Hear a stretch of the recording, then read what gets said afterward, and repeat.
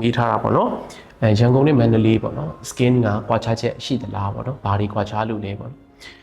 အဲ့ဒါကိုကျွန်တော်အရင်တုန်းကကျွန်တော်တိတဲ့ဟာဒီရန်ကုန်ကလူတွေဒီပို့ပြီးတော့အလှပကိုပို့ပြီးတော့ skin care ပို့လုပ်တယ်ဒီပို့ပြီးတော့ဒီစိတ်ဝင်စားတယ်ဒါကြောင့်မို့လို့သူတို့ဒီပို့ပြီးတော့ skin လေးတွေဒီပို့ကောင်းတယ်လို့ကျွန်တော်ထင်ခဲ့တာပေါ့နော်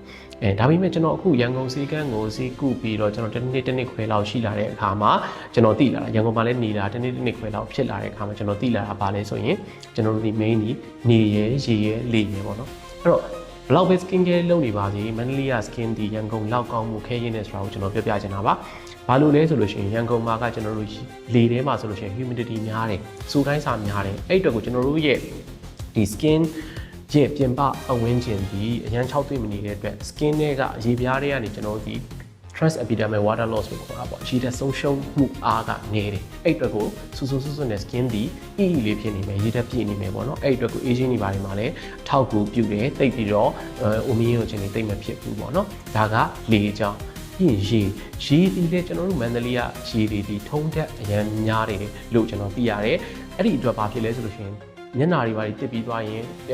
မပြောင်းသလိုဖြစ်တယ်အဲ့ဒါအပြင်ဘာဖြစ်တယ်လဲဆိုလို့ရှိရင်ကျွန်တော်တို့ဒီမျက်နှာတစ်ပြီးသွားတာ ਨੇ မျက်နှာကြီးကတန်း6သွားတယ်အဲ့6သွားတော့ဘာဖြစ်လဲဆိုရင်ကျွန်တော်တို့ရဲ့အစီဂလန်တွေဒီ negative feedback mechanism အရကျွန်တော်တို့ဒီပို့ပြီးတော့ဒီအစီဂလန်တွေကပို့ပြီးတော့အစီတွေထုတ်တာမျိုးတွေဖြစ်လာတဲ့အဲ့တော့ skin ဒီ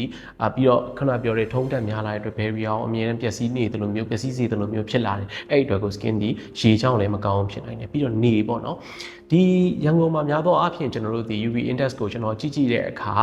ဒီကျွန်တော်တို့နေ့တစ်နေ့မှာဆိုလို့ရှိရင်ညနေပိုင်းမှာဆိုလို့ရှိရင်များသောအားဖြင့်မိုးအုံတဲ့အချိန်များတဲ့အတွက်ကြောင့် UV index ကmid လောက်ပဲများတယ် middle လောက်ပဲများတယ်ပေါ့နော် middle ဒါမှမဟုတ်လို့ရှိရင် middle နဲ့ high နဲ့ကြားတဲ့လောက်မှာပဲ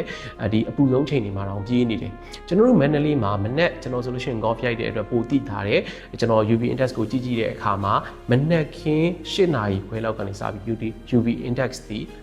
high ဖြစ်တယ်ပေါ့အဲကြောင့်မလို့ကျွန်တော်တို့နေကြောင်းမလို့လည်းဒီမန္တလေးကသားရည်ဒီပိုပြီးပျက်စီးနိုင်တယ်ပေါ့အဲကြောင့်မလို့နေရောရေရောလေရောပြန်တွက်ကြည့်မယ်ဆိုရင်ကျွန်တော်တို့မန္တလေးကသားရည်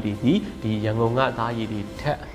ပျက်စီးနိုင်တယ်ပို့ပြီးတော့များပြားတယ်အဲကြောင့် skin care တွေပို့လို့ဖို့လိုတယ် treatment တွေပို့လို့ဖို့လိုတယ်